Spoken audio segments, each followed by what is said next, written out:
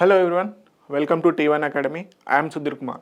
Daily current అఫైర్స్లో భాగంగా ఈరోజు మనం 24th మేకి సంబంధించిన వేరియస్ కరెంట్ అఫైర్స్ ఏవైతే న్యూస్లో ఉన్నాయో వాటి గురించి ఇన్ డీటెయిల్గా చూద్దాము. Before going to the session, first of all the best for the those who are appearing for the UPSC prelims 2025. So జాగ్రత్తగా రాయండి. ఓకే, సో టాపిక్స్ కనుక చూసుకున్నట్లయితే సాంతారా, ఓకే, సల్లేఖన న్యూస్లో ఉందండి. సో మహావిస్తార్ యాప్ న్యూస్లో ఉంది. సో మహావిస్తార్ ఏ స్టేట్ లాంచ్ చేసింది, అసలు ఏంటి అనేది చూద్దాము. ముఖ్యమంత్రి కన్యా వివాహ యోజన న్యూస్లో ఉంది. గెట్ ఈపే, మనకి రోజర్ పే ఎలా అయితే ఉందో ఆ విధంగా గెట్ ఈపే అనే ఒక కొత్త మోడల్ రావడం జరిగింది. సో అది ఎవరు తీసుకొచ్చారని చూద్దాము. నలంద యూనివర్సిటీ న్యూస్లో ఉంది. అల్జేరియా వచ్చేసి న్యూ డెవలప్మెంట్ బ్యాంక్లో 9th కంట్రీగా జాయిన్ అయింది. సో దాని గురించి చూద్దాము. Amrit Bharat station scheme, so రీసెంట్గా ప్రధానమంత్రి నరేంద్ర మోడీ గారు మనకి స్ట్రక్చర్స్లో భాగంగా అంటే రైల్వే స్టేషన్స్ని మళ్ళీ తిరిగి అభివృద్ధి చేసే ప్రాసెస్లోనే అమృత్ భారత్ స్టేషన్ స్కీమ్ని లాంచ్ చేయడం జరిగింది. సో దాని గురించి చూద్దాము. అదేవిధంగా అంకిత, ఓకే, అంకిత అనే ఒక కొత్త ఏఐ యాంకర్ని ఇంట్రడ్యూస్ చేయడం జరిగింది రీజనల్ లాంగ్వేజెస్లో. సో దాని గురించి కూడా చూద్దాము. ఏ స్టేట్లో అండ్ ఏ రీజనల్ లాంగ్వేజ్లో ఇప్పుడు ఈ అంకిత ఇండియాస్ ఫస్ట్ ఏఐ రోబోట్ ఏదైతే ఉందో దాని గురించి చూద్దాం. ఓకే, న్యూస్ యాంకర్ గురించి చూద్దాం. సో ఫస్ట్ వచ్చేసి సాంతారా, ఓకే, దీన్నే మనం ఏమని పిలుస్తాం, సల్లేఖన. ఓకే, జైన్స్ ఏవైతే జైనిజం ఉందో ఆ జైనిజంని ప్రాక్టీస్ చేసే వాళ్ళల్లో ఈ సల్లేఖన అనేది చాలా important. So most of the like Chandragupta Maurya లాంటి గ్రేట్ కింగ్స్ కూడా ఏంటి మనకి ఈ సల్లేఖనను పాటించే వీరమరణం పొందడం జరిగింది. సో దీన్ని మేజర్గా ఎందుకు ప్రాక్టీస్ చేస్తారు అంటే జైనిజంలో ఒక నమ్మకం అండి, ఈ సల్లేఖన ప్రాక్టీస్ చేసి మోక్షాన్ని పొందొచ్చు అని చెప్పేసి ఒక నమ్మకం ఉంది. ఓకే, మరి సల్లేఖన అంటే ఏంటి, సాంతారా అంటే ఏం లేదండి, ఫాస్ట్ అంటూ డెత్ అంటే నీరు అదేవిధంగా ఆహారం తీసుకోకుండా చనిపోయేంత వరకు అలానే ఉండడాన్ని సల్లేఖన అంటారు. ఒక రకంగా చెప్పాలంటే ఫోర్స్ సూసైడల్ టైప్ అన్నమాట. సో మేజర్గా ఎవరు పాటిస్తారు, అండర్టేకెన్ ఎక్స్ట్రీమ్ కండిషన్స్, ఎప్పుడు టర్మినల్ ఇల్నెస్ అదేవిధంగా ఓల్డ్ ఏజ్ ఫెమైన్ స్టేజ్లో ఈ సల్లేఖనని ప్రాక్టీస్ చేసేవాళ్ళు అనమాట ఒకప్పుడు. సో మేజర్గా స్పిరిచువల్ ప్రాసెస్లో వచ్చేసి ఇన్వాల్వ్స్ డిటాచ్మెంట్, ఫర్గివ్నెస్ అదేవిధంగా ఇంట్రోస్పెక్షన్ అని చెప్పేసి చెప్తున్నారు. సో మనకి జైనిజం అనగానే ప్రిన్సిపుల్స్ చాలా ఇంపార్టెంట్. సో జైనిజంకి సంబంధించి ప్రిన్సిపుల్స్ ఏంటి, సో 5 కోర్ ప్రిన్సిపుల్స్ ఉంటాయి. సో అహింస, సత్య, ఆస్తేయ, బ్రహ్మచర్య అదేవిధంగా అపరిగ్రహ. ఓకే, సో ఇవి కోర్ ప్రిన్సిపుల్స్ అన్నమాట. సో త్రిరత్నాలు కూడా చాలా ఇంపార్టెంట్, 3 జ్యువెల్స్ అని కూడా పేర్కొనడం జరుగుతుంది. సో ఈ త్రిరత్నాలు అంటే ఏంటి, సమ్యక్ దర్శన్, సమ్యక్ జ్ఞాన, సమ్యక్ చరిత్ర అని చెప్పేసి త్రిరత్నాలను పేర్కొనడం జరుగుతుంది. సో ఇప్పుడు ఎందుకు న్యూస్లో ఉంది ఈ సల్లేఖన బేసిక్గా అంటే రీసెంట్గా మధ్యప్రదేశ్కు సంబంధించి ఒక మైనర్ ఈ సల్లేఖనను ప్రాక్టీస్ చేయడాన్ని విమర్శించారండి. సో అందుకని చెప్పేసి న్యూస్లో ఉంది.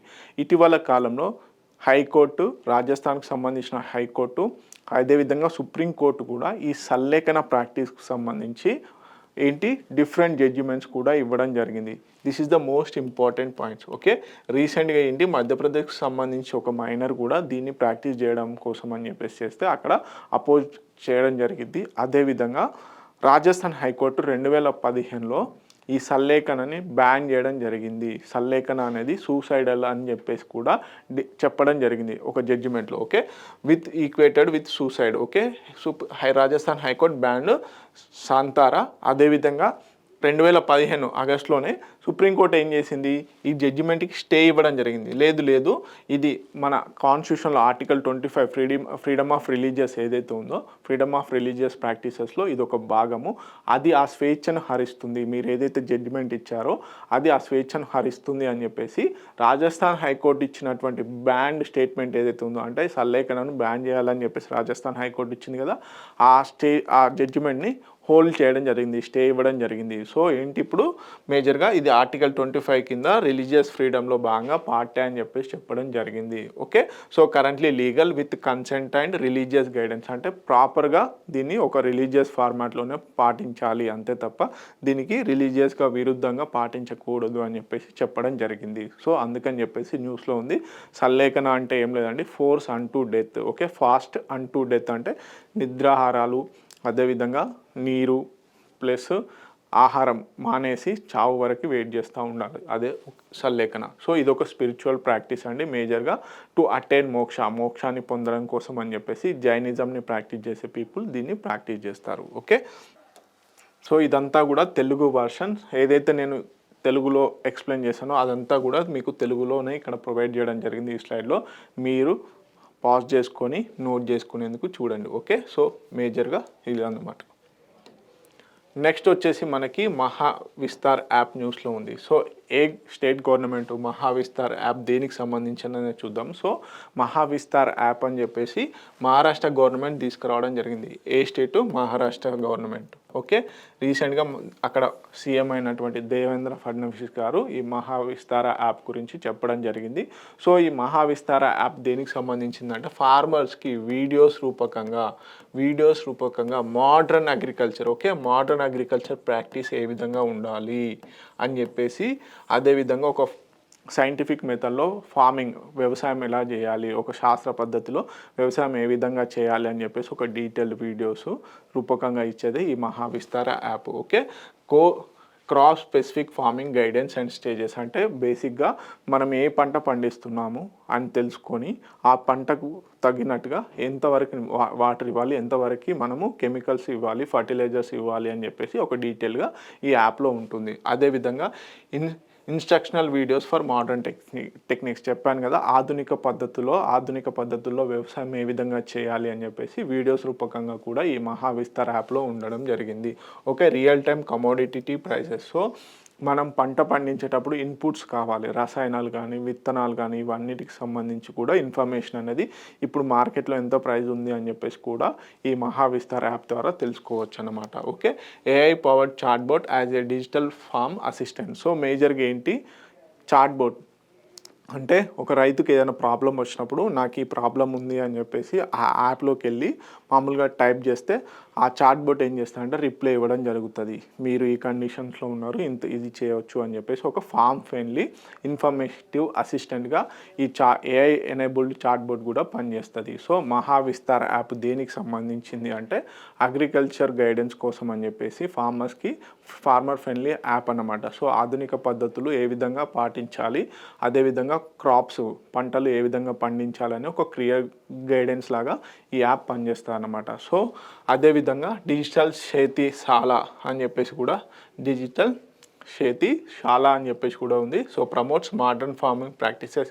ఓకే, ఆధునిక ఫార్మింగ్ ప్రాక్టీసెస్, అదేవిధంగా educates farmers through interactive digital content ద్వారా. ఓకే, సాతి పోర్టల్ కూడా integration, farmers urgent to register seeds. Okay, విత్తనాలకు సంబంధించిన రిజిస్టర్ చేసుకోవాలి అని చెప్పేసి కూడా ఈ సాతి పోర్టల్ని క్రియేట్ చేయడం జరిగింది. Ensure traceability and combats bogus seeds. మేజర్గా మనకి మార్కెట్లో చూస్తూ ఉంటే అక్రమ విత్తనాలు అనేటివి మనం తరచుగా చూస్తాం, అక్రమ విత్తనాలు పట్టుబడ్డాయి అని చెప్పేసి. సో వాటిని కూడా ఐడెంటిఫై చేయడం కోసం అని చెప్పేసి సాతి పోర్టల్ చేయడం జరిగింది. సో సీజనల్ కంటెక్స్ట్ మన అందరికీ తెలుసు, ఖరీఫ్ సీజన్ అని తెలుసు, ఖరీఫ్ అంటే జూన్ టు సెప్టెంబర్ మోస్ట్లీ. అదేవిధంగా రబీ సీజన్ వచ్చేసి అక్టోబర్ టు మార్చ్ మధ్యలో ఉండే వాటిని మనము డివైడ్ చేయడం జరిగింది. సో మేజర్గా మహావిస్తార్ యాప్ ఏ గవర్నమెంట్ తీసుకొచ్చింది, దేనికోసం తీసుకొచ్చింది అనేది ఇంపార్టెంట్. ఓకే, నెక్స్ట్ కనుక చూసుకున్నట్లయితే ఇదంతా కూడా నేను తెలుగు వర్షన్లో ఏదైతే ఇప్పుడు ఎక్స్ప్లెయిన్ చేశానో అదంతా కూడా మీకు పీపీటీ రూపకంగా ఇవ్వడం జరుగుతుంది. Just pass the video and see. Okay, next కనుక చూసుకున్నట్లయితే మనకు ముఖ్యమంత్రి కన్యా వివాహ యోజన. మన తెలంగాణలో ఏ విధంగా అయితే కళ్యాణ లక్ష్మి ఉందో, కళ్యాణ లక్ష్మి స్కీమ్ ఏ విధంగా అయితే ఉందో ఒడిశా గవర్నమెంట్ కూడా ఈ ముఖ్యమంత్రి కన్యా వివాహ యోజన అని చెప్పేసి ఒక స్కీమ్ తీసుకురావడం జరిగింది. బేసిక్గా ఏంటంటే ఎవరైతే పూర్ పీపుల్ ఉంటారో వాళ్ళకి, పావర్టీ పీపుల్ ఎవరైతే ఉంటారో వాళ్ళకి ఆడపిల్లలకి పెళ్లి చేయడం అనేది చాలా కష్టం అండి. సో వాళ్ళకి ఒక ఫైనాన్షియల్ అసిస్టెన్స్ ఇవ్వాలి అన్న ఉద్దేశంతో తీసుకొచ్చిన స్కీమ్సే కళ్యాణ లక్ష్మి స్కీము, ముఖ్యమంత్రి కన్యా వివాహ యోజన. సో ఇలాంటి క్వశ్చన్స్ కూడా అడుగుతారు. ఏంటి మ్యాచ్ ద ఫాలోయింగ్స్లో ఏ స్టేట్స్లలో రిలేటెడ్ స్కీమ్స్ ఉన్నాయని అడిగిన సందర్భాలు కూడా ఉన్నాయి, గతంలో అడిగారు. సో ఇప్పుడు ఈ ముఖ్యమంత్రి కన్యా వివాహ యోజన దేనికి సంబంధించింది అంటే ఒడిశా గవర్నమెంట్కి సంబంధించింది. సో బడ్జెట్ అలొకేషన్ కూడా చేశారు, ఎంత 12 crores బడ్జెట్ అలొకేషన్ కూడా చేయడం జరిగింది. So to provide financial assistant to poor and helpless and economically weaker families ఏవైతే ఉంటాయో వాళ్ళకి ఇవ్వడం జరుగుతుంది. ఓకే, ఎవరైతే ఆర్థికంగా వెనుకబడినటువంటి ఫ్యామిలీస్ ఉంటాయో వారికి ఆడపిల్లల పెళ్లి చేయడం అనేది చాలా బర్డెన్గా ఉంటుంది కాబట్టి సో కొంతవరకు ఆర్థిక సహాయం అనేది చేస్తారు. సో దీని వెనకాల ఇదొకటైతే దీని వెనకాల ఇంకొక ఇంటెన్షన్ కూడా ఉంది. సో మేజర్గా మనకి అమ్మాయిల వయసు, వివాహ వయసు ఎంత అండి? 18 సంవత్సరాలు. Okay, 18 years.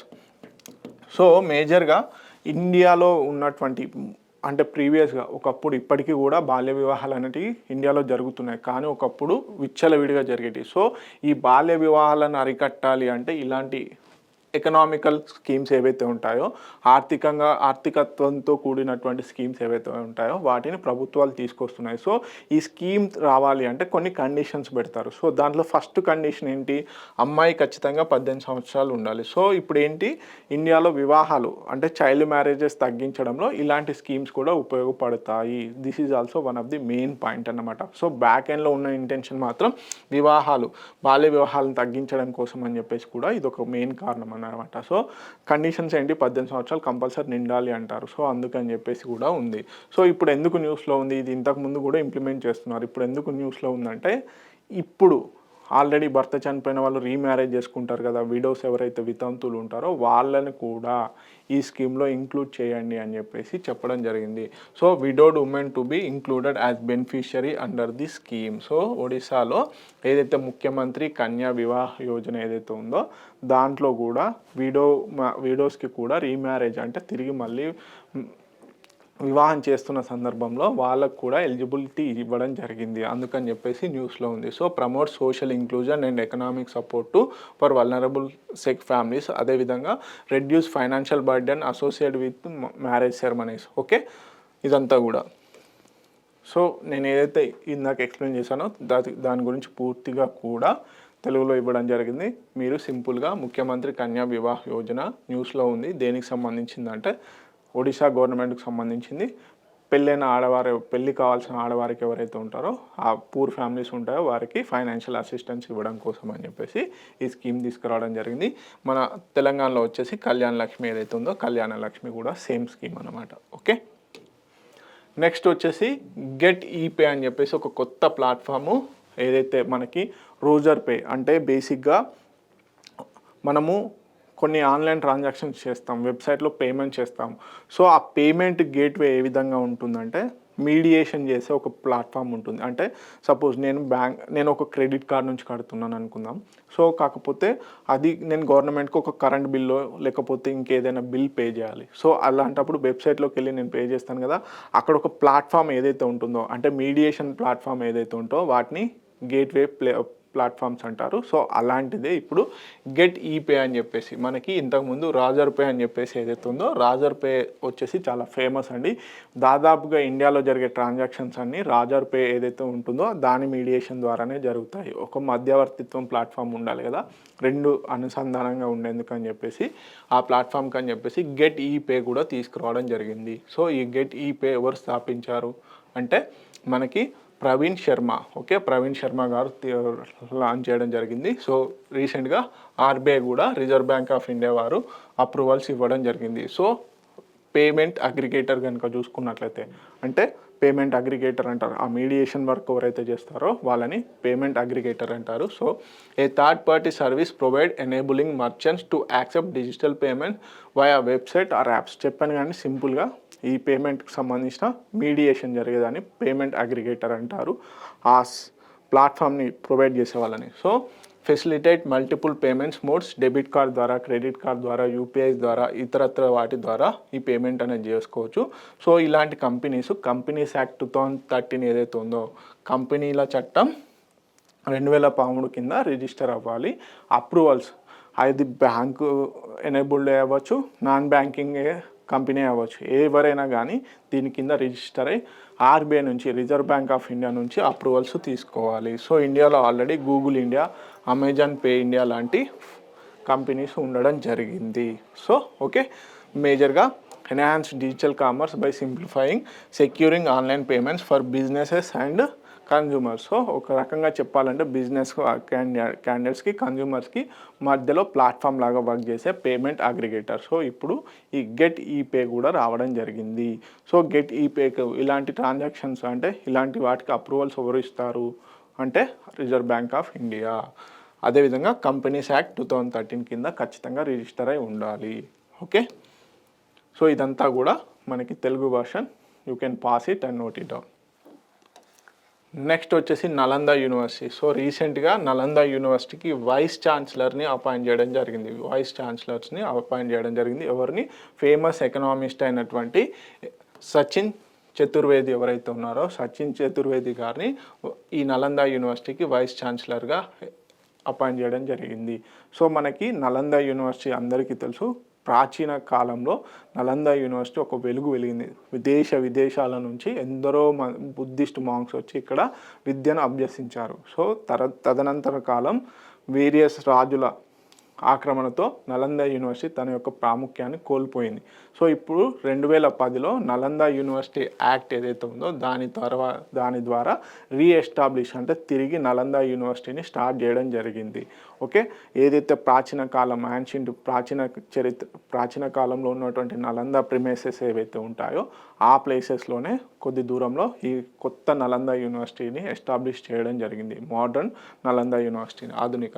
సో మేజర్గా 2014లో ఇక్కడ 14 స్టూడెంట్స్తోని న్యూ క్యాంపస్ అనేది స్టార్ట్ అయింది. సో ఎక్కడ? రాజ్గిర్ బీహార్లో కొత్త క్యాంపస్ అనేది 2014లో స్టార్ట్ అయింది.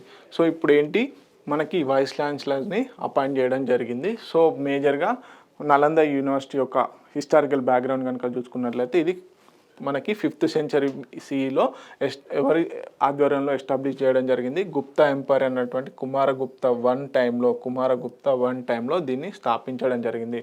ఓకే, దాదాపుగా 800 సంవత్సరాలు ఇది వెలిగింది ఒక రకంగా. ఓకే, హర్షవర్ధన పాలా డైనాసిటీ టైంలో ఇది ఒక వెలగడం జరిగింది. చాలా మటుకి విదేశాల నుంచి ఎందరో విద్యార్థులు వచ్చి ఇక్కడ చదువుకునే వాళ్ళు అనమాట. సో బర్న్ బై ది మేజర్గా బక్తియార్ ఖిల్జీ టైంలో 12th century టైంలో బక్తియార్ ఖిల్జీ ఎవరైతే ఉన్నారో దీన్ని వినాశనానికి మెయిన్ కారణం అన్నమాట. సో అక్కడ ఏవైతే ఉన్నాయో వాటన్నిటిని కాల్చివేయడం జరిగింది. Okay, site excavated by the archaeological survey of India. ఎవరు దీన్ని ఫస్ట్? సర్ ఫ్రాన్సిస్ బుచన్ ఎవరైతే ఉన్నారో బుచనన్ వారు దీన్ని కనుగొనడం జరిగింది ఎక్స్కవేషన్లో. సో మేజర్గా హ్యూయాన్సాంగ్ చైనీస్ ట్రావెలర్ ఎవరైతే ఉన్నారో 642 టైంలో ఈ నలంద యూనివర్సిటీని విజిట్ చేయడం జరిగింది. చైనీస్ ట్రావెలర్ అయినటువంటి హ్యూయాన్సాంగ్. ఓకే, అదేవిధంగా ఈ నలంద యూనివర్సిటీకి 2016 సంవత్సరంలో యునెస్కో గుర్తింపు కూడా రావడం జరిగింది. వరల్డ్ హెరిటేజ్ సైట్గా కూడా గుర్తించడం జరిగింది. ఓకే, ఇప్పుడు వైస్ ఛాన్సలర్గా అపాయింట్ చేశారు కాబట్టి ఎవరిని? సచిన్ చతుర్వేది గారిని అపాయింట్ చేశారు కాబట్టి ఇప్పుడు న్యూస్లో ఉంది. సో ఇలాంటి హిస్టారికల్ బ్యాక్గ్రౌండ్లో ఉన్నటువంటి ఏదైనా యాన్షియంట్ మాన్యుమెంట్ కానీ ఇంకేదైనా ఉంటే దాని హిస్టారికల్ బ్యాక్గ్రౌండ్ కూడా చదవాలి కంపల్సరీగా. ఓకే, ఎప్పుడు ఎస్టాబ్లిష్ చేశారు అండ్ స్థాపించింది ఎవరు అంటే కుమారగుప్తా వన్ టైం. ఓకే, సో మేజర్గా హర్షవర్ధన టైంలో ఎక్కువగా వెలుగులోకి వచ్చింది. పాలా డైనాసిటీ వాళ్ళు కూడా, పాలా రాజులు ఎవరైతే ఉన్నారో వాళ్ళు కూడా ఈ నలంద యూనివర్సిటీని పెంచి పోషించారు.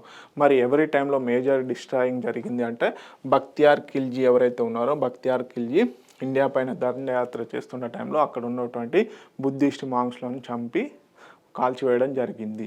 ఓకే, అదేవిధంగా 2016లో మనకు దీనికి యునెస్కో వరల్డ్ హెరిటేజ్ సైట్ గుర్తింపు రావడం కూడా జరిగింది. This is also important point.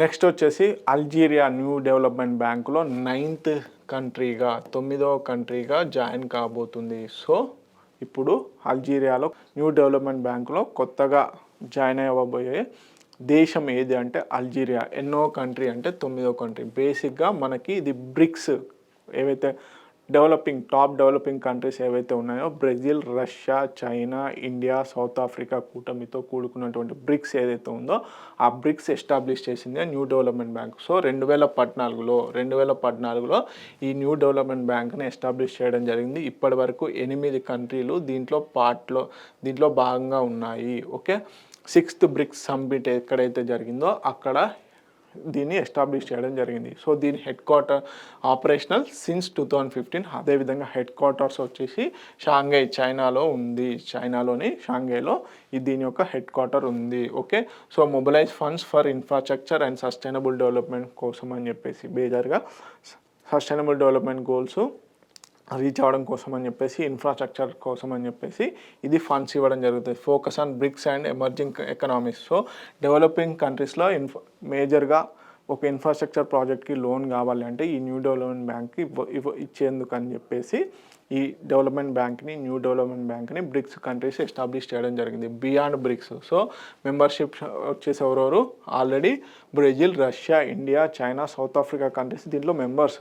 So BRICS కూటమిలో కూడా మెంబర్స్ కాబట్టి అవి ఆటోమేటిక్గా మెంబర్స్. కానీ బంగ్లాదేశ్, ఈజిప్ట్, యూఏఈ అండ్ ఇప్పుడు అల్జీరియా మొత్తంగా 9 కంట్రీస్ దీంట్లో ఉన్నాయి. ఓకే, అల్జీరియా జాయినింగ్తో 9 కంట్రీస్కి విస్తరించడం జరిగింది. సో ఆథరైజ్డ్ క్యాపిటల్ వచ్చేసి $100 బిలియన్స్. సో సబ్స్క్రైబ్డ్ క్యాపిటల్ వచ్చేసి $50 బిలియన్. ఇక్కడ గుర్తుంచుకోవాల్సింది ఏంటంటే ప్రతి కంట్రీకి కూడా సమానమైన ఓటింగ్ హక్కులు ఉన్నాయి. ఓకే, గుర్తుపెట్టుకోండి ప్రతి కంట్రీ కనుక. అంటే ఇప్పుడు బేసిక్గా న్యూ డెవలప్మెంట్ బ్యాంక్ ఫంక్షనింగ్ ఎలా జరుగుతుంది, ఇప్పుడు ఒక కంట్రీ మేజర్ షేర్స్ ఉన్నంత మాత్రాన దానికి ఎక్కువ ఓటింగ్ పవర్స్ ఉంటాయని కాదండి, ఈక్వల్ పవర్సే ఉంటాయి. ఒక ప్రాజెక్ట్కి లోన్ ఇవ్వాలి అన్నా, ఒక కంట్రీకి లోన్ ఇవ్వాలి అన్నా న్యూ డెవలప్మెంట్ బ్యాంక్లో అంటే ఆ ఓటింగ్ను బట్టే ఇవ్వడం జరుగుతుంది. సో ఆ ఓటింగ్ అనేది ఈక్వల్గా డిస్ట్రిబ్యూట్ అయి ఉంది. కాకపోతే వీటో పవర్ ఏ కంట్రీకి కూడా లేదు. No single country has veto power. Okay, ఇదంతా కూడా మనకి Telugu version of the slide. So మీరు సింపుల్గా పాస్ చేసుకొని నోట్ చేసుకుంటే సరిపోతుంది. షాంఘై చైనాలో దీని యొక్క హెడ్ క్వార్టర్ ఉంది. 2015 నుంచి ఆపరేషన్లో వచ్చింది. ఏదైతే బ్రిక్స్ 6th సమ్మిట్ ఉందో 2014లో అప్పుడు ఈ న్యూ డెవలప్మెంట్ బ్యాంక్ని ఎస్టాబ్లిష్ చేశారు.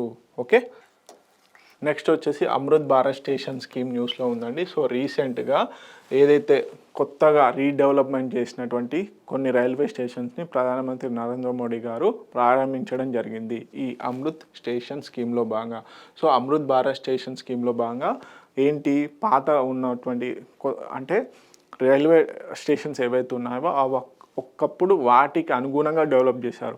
కానీ ఇప్పుడు ఏంటి, మోడ్రన్ ట్రెండ్ మారుతున్న తరుణంలో ఈజీ యాక్సెస్ దివ్యాంగులకు కానీ అదేవిధంగా సీనియర్ సిటిజన్స్కి ఎస్కలేటర్స్ లాంటివి ప్రొవైడ్ చేయడం కోసం అని చెప్పేసి రీడెవలప్మెంట్ చేస్తున్నారనమాట. సో దాంట్లో భాగంగానే మొత్తంగా దేశం మొత్తం మీద 1300 స్టేషన్స్ని రీడెవలప్మెంట్ చేయబోతున్నారు. దీంట్లో భాగంగా అమృత్ భారత్ స్టేషన్ స్కీమ్లో భాగంగా 1300 స్టేషన్స్ని దేశం మొత్తం మీద డెవలప్ చేయబోతున్నారు. దీనికని చెప్పేసి 1100 కోట్లని శాంక్షన్ కూడా చేయడం జరిగింది. సో మొత్తంగా వచ్చేసి 86 డిస్ట్రిక్ట్స్లలో 18 స్టేట్స్, యూనియన్ టెరిటరీస్లో ఈ స్కీమ్ని ఇంప్లిమెంట్ చేయబోతున్నారు. అత్యధికంగా ఉత్తరప్రదేశ్లో 157, మహారాష్ట్రలో 132, వెస్ట్ బెంగాల్లో 101. సో దీంట్లో మేజర్గా ఏంటి, సో దీని యొక్క స్కీమ్ ఆబ్జెక్టివ్స్ కనుక చూసుకున్నట్లయితే మేజర్గా రీడెవలప్మెంట్లో భాగంగా ఈజీ యాక్సెస్ చేయడము, అదేవిధంగా ఈ యాక్సెస్ ఫ్రెండ్లీ అంటే ఎలా అంటే సీనియర్ సిటిజన్స్ కానీ దివ్యాంగులు ఎవరైతే ఉంటారో వారికి ఈజీగా ఉండేందుకు అని చెప్పేసి టికెట్ కౌంటర్స్ని పెంచడము, ఇలాంటివన్నీ కూడా ఈ రీడెవలప్మెంట్ స్కీమ్లో భాగంగా చేస్తున్నారు. దేశం మొత్తంలో 1300 స్టేషన్స్ని డెవలప్ చేయబోతున్నారు. అదేవిధంగా 1 నేషన్ 1 డిస్టిక్ అంటే 1 డిస్టిక్ 1 ప్రోడక్ట్ ఏదైతే ఉందో 1 స్టేషన్ 1 ప్రోడక్ట్ని కూడా తీసుకొస్తున్నారు. అంటే మనకి 1 డిస్టిక్ 1 ప్రోడక్ట్లో భాగంగా ఆ డిస్టిక్లో ఆ జిల్లాలో ఉన్నటువంటి అత్యున్నత ప్రోడక్ట్స్ ఏవైతే ఉంటాయో విశిష్టత ప్రోడక్ట్స్ని ఈ స్టేషన్స్లలో ఉంచబోతున్నారు. 1 స్టేషన్ 1 ప్రోడక్ట్ కింద. ఓకే, 1 స్టేషన్ 1 ప్రోడక్ట్లో భాగంగా అక్కడ స్టాల్స్ని ఎస్టాబ్లిష్ చేసి ఆ డిస్టిక్లో ఉన్నటువంటి ఫేమస్ ఫుడ్స్ని కానీ ఆర్ట్ అండ్ కల్చర్ రిలేటెడ్ ఏవైతే ఉంటాయో వాటిని ఇక్కడ ఉంచబోతున్నారు. ఓకే, సో ఇదంతా కూడా తెలుగు పీపీటీ. సో మీరు సింపుల్గా పాస్ చేసుకొని నోట్ చేసుకుంటే సరిపోతుంది. నెక్స్ట్ వచ్చేసి Assam introduce the Ankita. Okay, India's first AI news anchor. So regional లాంగ్వేజ్లో AI related news anchors already introduce చేయడం జరిగింది. కానీ ప్రాంతీయ భాషల్లో మొట్టమొదటిసారిగా ఇండియాలో అస్సాం గవర్నమెంట్ ఈ న్యూస్ యాంకర్ని తీసుకురావడం జరిగింది. సో ఇక్కడ క్వశ్చన్ ఏ విధంగా ఫ్రేమ్ చేస్తారు అంటే అంకిత ఇటీవల వార్తల్లో ఉంది, అది దేనికి సంబంధించింది అని అడిగే ఛాన్సెస్ ఉన్నాయి. కంపల్సరీగా అడుగుతారు. ఇది ఎందుకంటే ఇది India's first AI based news anchor in regional languages. Okay, ప్రాంతీయ భాషలలో ఇంట్రడ్యూస్ చేయడం జరిగింది. అంకిత గుర్తుపెట్టుకోండి. అండ్ ఏ స్టేటు అంటే అస్సాం స్టేట్. అదేవిధంగా ఏ లాంగ్వేజ్ అంటే Assamese language. Okay, Assamese language ఏదైతే ఉందో ఈ భాషలో ఈ news anchor, AI enabled news anchor ఎవరైతే ఉన్నారో వారు వార్తలు చదవబోతున్నారు. సో లాంచ్ చేసింది ఎవరు, ఎందుకు అంటే సో ఈ AI పవర్డ్ వర్చువల్ యాంకర్ ఏదైతే ఉందో డెలివరింగ్ అఫీషియల్ క్యాబినెట్ మీటింగ్స్ సంబంధించిన డెలివరబుల్స్ ఏవైతే ఉంటాయి. ఇప్పుడు మనకు క్యాబినెట్ మీటింగ్స్ జరుగుతాయి కదా, ఆ క్యాబినెట్ మీటింగ్స్ జరిగినాక ప్రెస్ బ్రీఫింగ్ అనేది జరుగుతాయి. సో క్యాబినెట్ ఏమేమి డిసిషన్స్ తీసుకుంది అని చెప్పేసి ప్రజలకు తెలియజేయాలన్న ఉద్దేశంతో గవర్నమెంట్ ఏదైతే క్యాబినెట్ మీటింగ్స్ ఉంటాయో వాటిని ఈ AI యాంకర్ ద్వారా ఇవ్వబోతున్నారనమాట. So first of its kind, India's first regional language anchor in governance communication. Okay, అదేవిధంగా covered cabinet decisions like renaming Dibrugarh airport. So ఇప్పుడు లాంచ్ చేశాక, ఈ అంకితను లాంచ్ చేశాక రీసెంట్గా క్యాబినెట్ మీటింగ్ జరిగింది అస్సాంలో ఏదైతే ఉందో ఆ డిసిషన్స్ చెప్పింది. ఏంటి, డిబ్రూగఢ్ ఎయిర్పోర్ట్ ఏదైతే ఉందో దాన్ని భూపెన్ హజారికాగా పేరు మార్చబోతున్నారు. అదేవిధంగా నెక్స్ట్ టీ గార్డెన్ వర్కర్స్ సంబంధించిన వెల్ఫేర్ స్కీమ్స్ ఏవైతే ఉన్నాయో వాటి గురించి కూడా ఈ న్యూస్ యాంకర్ చెప్పడం జరిగింది. సో ఇక్కడ ఇంకోటి ఏంటి అంటే పాయింట్, డిబ్రూగఢ్ ఎయిర్పోర్ట్ని ఏ పేరు మీద మార్చారంటే భూపెన్ హజారికా పేరుగా మార్చడం జరిగింది. డిబ్రూగఢ్ ఎయిర్పోర్ట్ ఏదైతే ఉందో, విమానాశ్రయం ఏదైతే ఉందో దాన్ని ఇప్పుడు భూపెన్ హజారికాగా పేరు మార్చడం జరిగింది. సో ఈ రెండు న్యూస్ని కూడా ఈ అంకిత అనే AI ఎనేబుల్డ్ న్యూస్ యాంకర్ చదవడం జరిగింది. ఓకే, సో ఇదంతా కూడా మనకి తెలుగు వర్షన్. సో మీరు సింపుల్గా వీడియోని పాజ్ చేసి నోట్ చేసుకుంటే సరిపోతుంది. నెక్స్ట్ వచ్చేసి మీ సేవకి కియోస్క్ అంటున్నారు. సో కియోస్క్ అంటే సింపుల్గా ఏం లేదండి, మనకి ATM లాగా ఒక మిషన్ ఉంటుంది కదా, సో అదే అన్నమాట.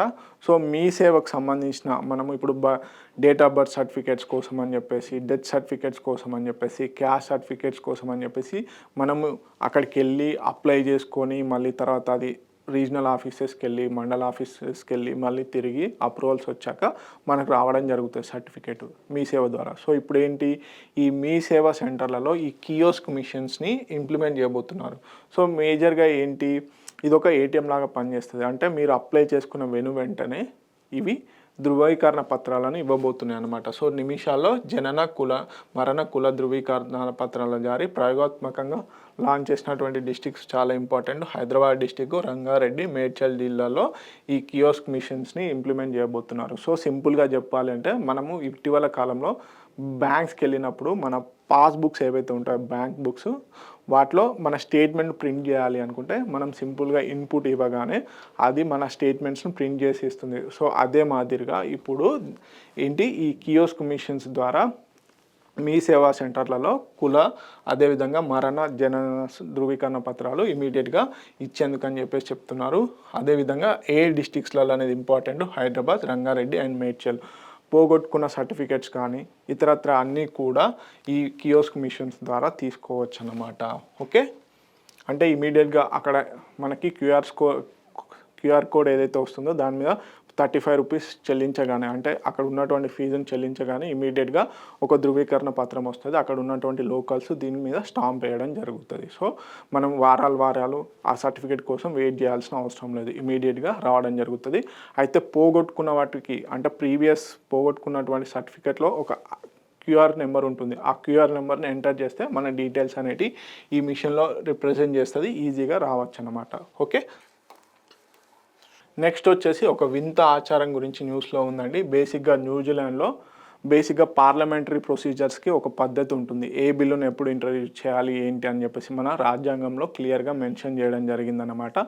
కానీ న్యూజిలాండ్లో ఒక వింత ఆచారం ఉంది. ఏంటి, పార్లమెంట్లో ఒక బిల్లు గురించి డిస్కషన్ చేయాలి అనుకుంటే అక్కడ పార్లమెంట్ ఆ బిల్లులకు సంబంధించి ఒక బాక్స్లో ఆ బిల్స్ చిట్లన్నీ వేస్తారు. ఆ చిట్ని తీసి ఏ బిల్లుకు సంబంధించిన చిట్ అయితే వస్తుందో దాని గురించి మాత్రమే ఆ రోజు డిబేట్లో చేయడం జరుగుతుందంట. సో అందుకని చెప్పేసి న్యూస్లో ఉంది. అందులో చట్టాలను నిర్ణయించే టిన్, అందులో నుంచి ఏ బిల్లు వస్తే దానిపైన చర్చ. సో ఇది పాటిస్తున్నటువంటి కంట్రీ ఏదని అడుగుతాడు, న్యూజిలాండ్. ఓకే, ఇంతే దీని గురించి. నెక్స్ట్ వచ్చేసి చూపు లేకుండా ఎవరెస్ట్పై కాలు మోపింది. సో మొట్టమొదటి భారతీయురాలుగా రికార్డు సృష్టించింది ఎవరు? ఆంగ్మో. హిమాచల్ ప్రదేశ్కు చెందిన గిరిజన మహిళ ఒక ఘనత సాధించడం జరిగింది. ఆమె పేరే ఆంగ్మో. సో బేసిక్గా ఏంటి, ప్రపంచంలో మొత్తం మీద ఇప్పటివరకు ఎవరెస్ట్ను అధిరోహించిన అందులలో 5గురు ఉన్నారు. భారతదేశం నుంచి మొట్టమొదటి వ్యక్తిగా ఆంగ్మో రికార్డ్ సృష్టించింది. సో మేజర్గా ప్రపంచంలోనే అత్యంత ఎత్తైన ఎవరెస్ట్ శిఖరాన్ని అధిరోహించాలని సంకల్పాన్ని సాకారం చేసుకున్నందుకు అంధత్వం సైతం అడ్డంకి కాదని నిరూపించినది ఎవరు? ఆంగ్మో. త్రివర్ణ పతాకాన్ని అక్కడ ఎగరేసి ఇక్కడ ఎవరెస్ట్ శిఖరాన్ని ఎక్కి అక్కడ త్రివర్ణ పతాకాన్ని ఎగరేసింది. సో వీరు ఇండియాలోనే ఫస్ట్ మహిళ, అంధత్వంతో కూడినటువంటి 5th member all over world. ప్రపంచంలో 5వ వ్యక్తి, ఇండియాలో వచ్చేసి ఫస్ట్ మెంబర్. ఓకే, సో ఇవన్నీ ఇంపార్టెంట్ కరెంట్ అఫైర్స్. మరిన్ని ఇంపార్టెంట్ కరెంట్ అఫైర్స్ కోసం T1 అకాడమీ యూట్యూబ్ ఛానల్ని ఫాలో అవ్వండి. T1 అకాడమీకి సంబంధించిన టెలిగ్రామ్ గ్రూప్ కూడా మేము రన్ చేయడం జరుగుతుంది. ఎప్పటికప్పుడు మనకు ఏది కాంపిటేటివ్ ఎగ్జామ్స్ సంబంధించిన ఏవైతే న్యూసెస్ ఉంటాయో వాటిని ఆ టెలిగ్రామ్ గ్రూప్లో షేర్ చేయడం జరుగుతుంది. Please watch T1 academy. Thank you so much.